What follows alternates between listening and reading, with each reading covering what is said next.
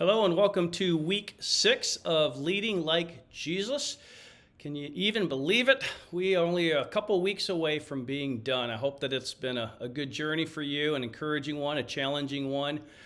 Been a great reminder for me as a pastor to always be pulling out the servant's towel. And just kind of reminder today, even those that betray you or maybe that's a strong word, maybe, but or maybe not. But who maybe talk negatively about you, those kind of things, and they're not easy to love. So this week has been a real challenge for me personally, and I hope for you as well. If you've had a chance to read the book. And this week is a little bit different than our other weeks. It's only online. We don't have, well, I guess last week too was. Last week and this week are our two only online courses. And then we'll be back week 7 and 8 in person and online for those that aren't able to come in person. And so today, oh, by the way, you might like my setting. I like my setting anyways.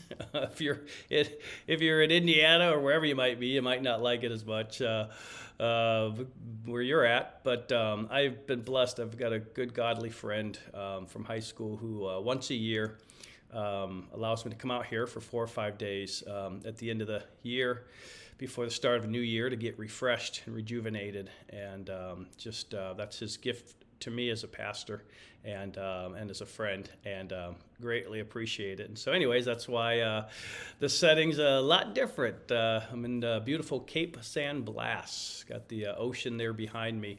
So anyways, try not to be too jealous, all right? Because you're a servant leader, so you shouldn't be jealous. All right. Hey, so today we're going to keep it short and sweet, but hit on some key things. And here's our fifth principles. We're looking at 7 principles total. We're on to number 5. And the fifth principle is this. Servant leaders take up Jesus' towel of servanthood to meet the needs of others. I know that's not the first time we've kind of talked about servant towel throughout this, but this is chapter where Wilkes really dials in his book, Jesus on Leadership, dials in on this concept. And, of course, a famous passage from John 13. I'm sure that you know it. The night he would be arrested, he had one last dinner. 2 things as he had that last dinner. One was he instituted the Lord's Supper. And then secondly, he washed his disciples' feet. And so that's the second is what we want to look at, this idea of washing feet and how that is a very important principle of servant leadership. And so you can read the passage in the notes. Just a reminder, go to cotrmichiana.com if you don't have the notes to watch, to use along with this video. And you can go there and grab the notes from the Rock Bible Institute section on the website or app. And but you can read the passage from John 13. I'm sure you're familiar with it, right? Jesus, even though he was Jesus, he was God, he took the form of a servant, and really the lowliest of servants, because this was like the lowest of the servant jobs in the home was to have to wash people's feet. Remember, they didn't have these nice paved roads. They were, so their feet, and they had sandals, so their feet were just filthy and muddy, and so not too many people wanted to wash feet. And when they all got there, there wasn't a servant there with them, and so nobody was volunteering for this role. And of course, Jesus ultimately did and washed each of his disciples' feet. And remember that he washed the feet, knowing that Peter would deny him 3 times. He washed the feet of Judas, who he knew had already betrayed him. And washed the feet of the other 10 who would ultimately desert him in his time of need. And so this was, of course, an incredible act of servanthood. And what is it that we learn? Wilkes really shares 3 things that we learn from Jesus' example of servanthood leadership from John chapter 13. The first one, number 1, is that Jesus modeled the mission and his teachings. He modeled it. He didn't just teach it, he modeled it. And I think that's huge for any of us. Just because we may be in a position of authority, I'm in a position of authority in a church context as a lead pastor. You might be a boss somewhere or as a parent in a position of authority. But we can, I guess, make people do stuff if we're in authority. But for people to do it and to do it with the right heart and to create the kind of culture that we want, then we need to model the mission in our own lives. And we need to model the things that we're telling others, that we're teaching. And of course, Jesus did that perfectly. He modeled the mission throughout his 3 years with his disciples. And we could share story after story. And here on his last night, he would model it by washing their feet. And then ultimately, the greatest act of servanthood is he would voluntarily go to the cross. And so he modeled the mission and his teachings. Wilkes, under that section, wrote, "Too many leaders fail when they leave the mission to please their followers." I want to tell you, as someone who struggles with people-pleasing, that one really hit hard because sometimes the things that really, to move forward on mission, sometimes that means having to get out of your comfort zone, not only as the leader, but the people that you're trying to lead. And so you're going to face oftentimes resistance because people like to be comfortable. And it's certainly true in the church context as well. And so if we're going to be true servant leaders, right, we love and serve them, but we also have to model the mission, be consistent with it. And even if not everyone is on board, we want to help them get on board. But we'll never be the kind of missional leaders we need to be if we're constantly trying to please people. In fact, Scripture says, Paul said it, that if we're trying to serve man, then we're no longer serving God. And so each of us as servant leaders have to decide, am I willing to follow after Jesus and what he's called me to do and how he's called me to lead the mission that he has for me? Am I willing to have hard conversations? Am I willing to have to, lose some, I guess, relational whatever with certain people if that's what it takes. And so I think that's a really important one. How committed are we to the mission of Jesus? Now, generally speaking, right, that mission is to go make disciples of all nations. So everything we do, no matter where we work, our homes, everything, we should be thinking about that in the context of I'm here to make disciples who can make disciples, right? And so we're thinking about that in anything that we do as followers of Christ. And so that's the general mission, but then God has given you a specific mission, a way to help fulfill and carry out that in different contexts of your life. And so that's a great example for us, that we need to model that mission with our own lives and,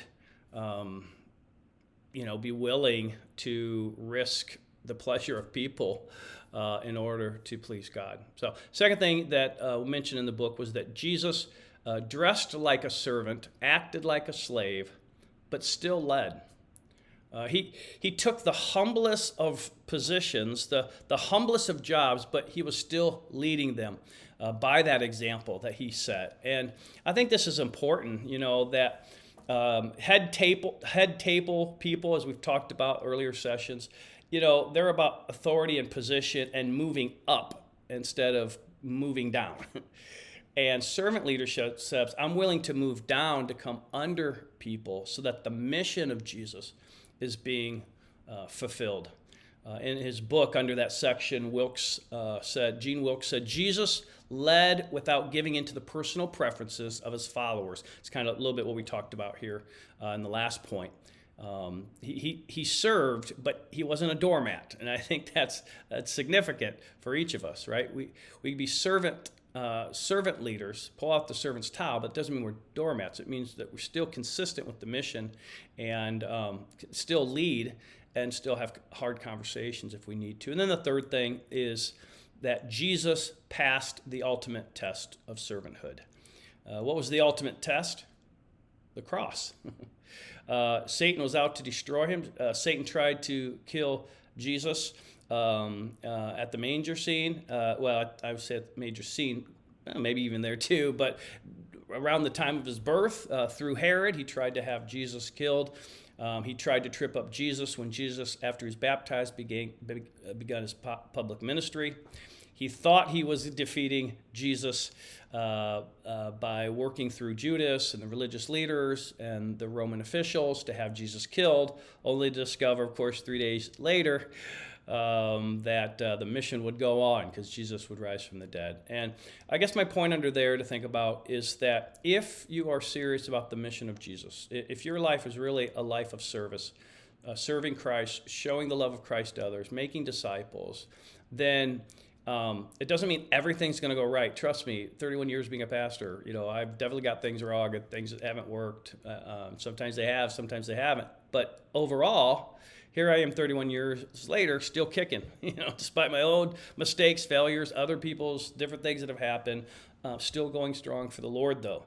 Why? Because, not that I've perfectly modeled it, but because I gave my life to serve. And so God, you'll pass the test is what I'm saying. You're going to pass the test if you're serious about that. It's only when we start sitting on the throne and we have our own agendas that aren't consistent with Jesus's that really we experience a lot of defeat in our life. But ultimately, we're going to experience kingdom success as long as we lead like Jesus and we don't compromise the mission. So those are a couple things to think about, and I have some discussion questions. Again, I won't read those. You can look through those, and again, I encourage you maybe not only to kind of sort through those by yourself, but someone you trust or care for to go through these questions with them as well. Get some other eyes on your life and your leadership. All right, here's the part I really want. This is really the really practical part. So I love this. These are 5 things. How do we lead as servants? And so I just want to give you these 5 from the book. If you've already read the book, this is just a reminder. And then I've given you application questions for each of the 5, a way to apply those principles this week in your life, in your home, at work, with your friends, whatever context. But here are 5 things that Wilkes, and I think he's right on with these, 5 ways that we can lead as servants. Number 1, provide a picture of your mission. Provide a picture of your mission. I thought this was kind of an interesting one. Is how could you, Jesus, what was the picture of Jesus?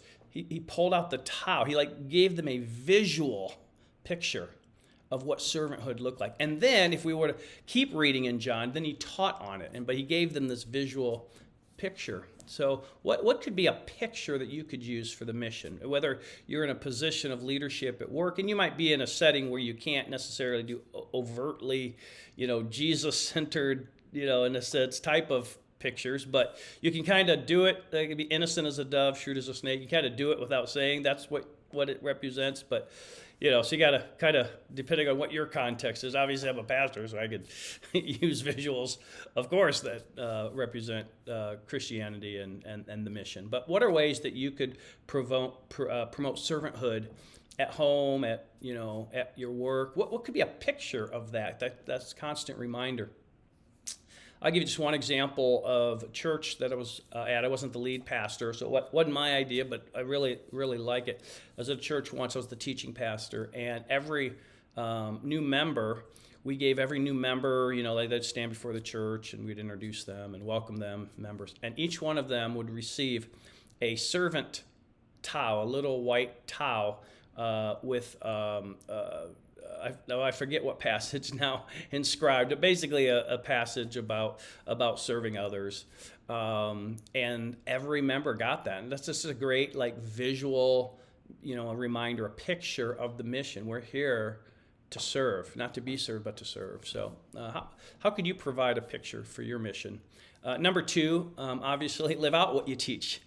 People are going to want to follow if you're a hypocrite. I mean, let's just be honest. And listen, we're all hypocrites. I'm a hypocrite, in the sense that because of the sin nature, we're never going to fully, we've got to screw up. Right? You have a sin nature, you're going to screw up. But is there consistency in your life? Are you known as a person of integrity? What's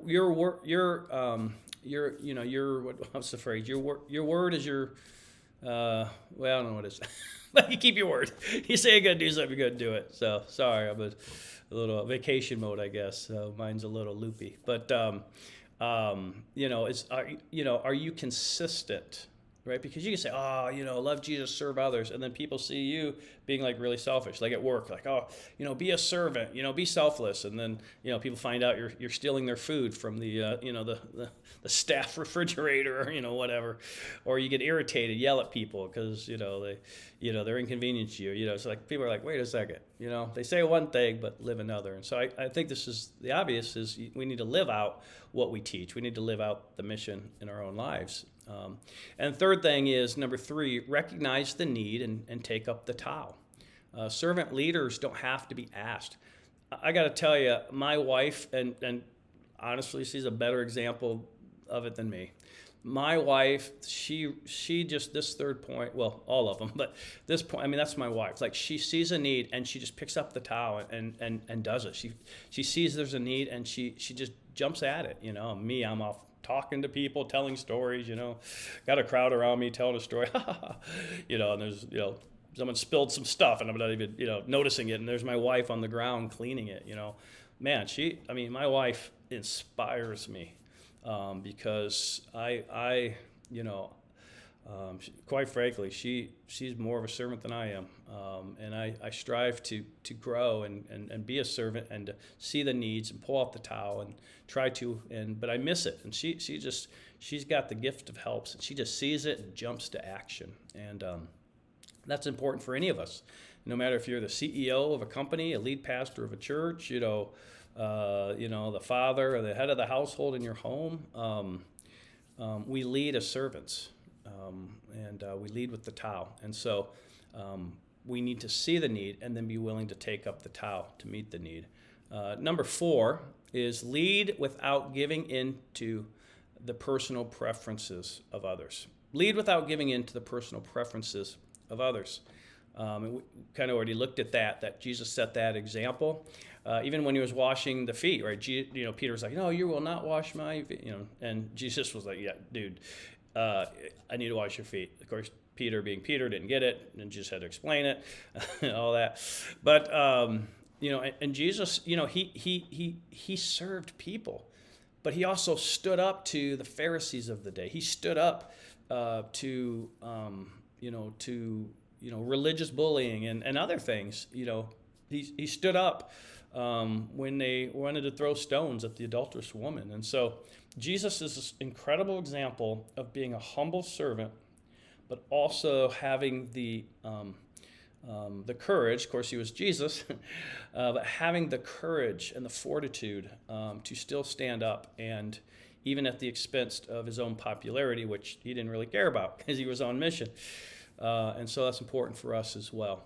And if you're a people pleaser like me, this one we have to pray extra hard for, because, and I'll be honest, I look back 31 years, there are times where I could see where I at times compromised the mission because I was afraid to say no to someone, or to say, or to have a hard conversation. And so God has helped me grow in this area, but it's still an area that I'm growing in, because I want to be liked.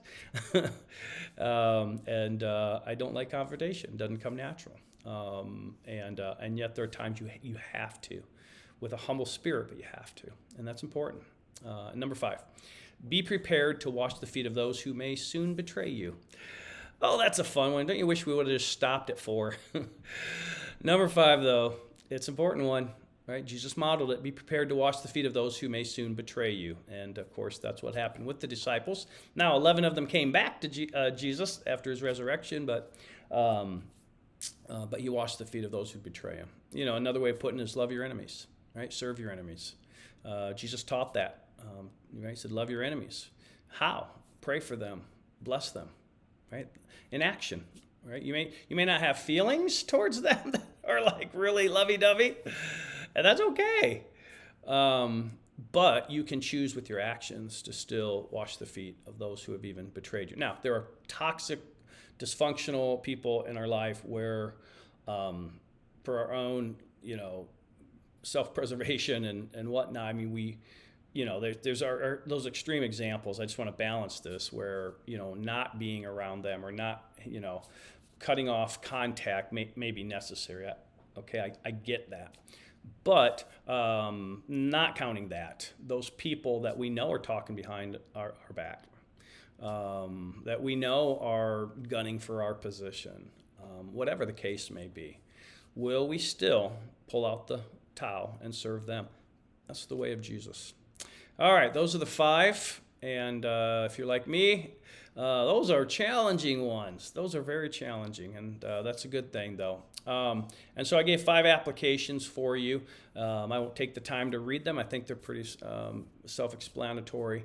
Take some time this week. Go through those 5 application questions, and consider, how can I apply these 5 principles of servant leadership to my family, to the people I work with, to the people I encounter throughout the week. Okay, let me pray for you. These aren't easy ones for any of us. And so let me pray. Father, I just pray you help each of us to leave today and be able to really apply these principles of servant leadership in our relationships, Lord. Help reveal the ways that we're not and the ways that we can begin to apply these principles more effectively for your glory and yours alone. In Jesus' name, amen. Okay. God bless. We'll see you next week.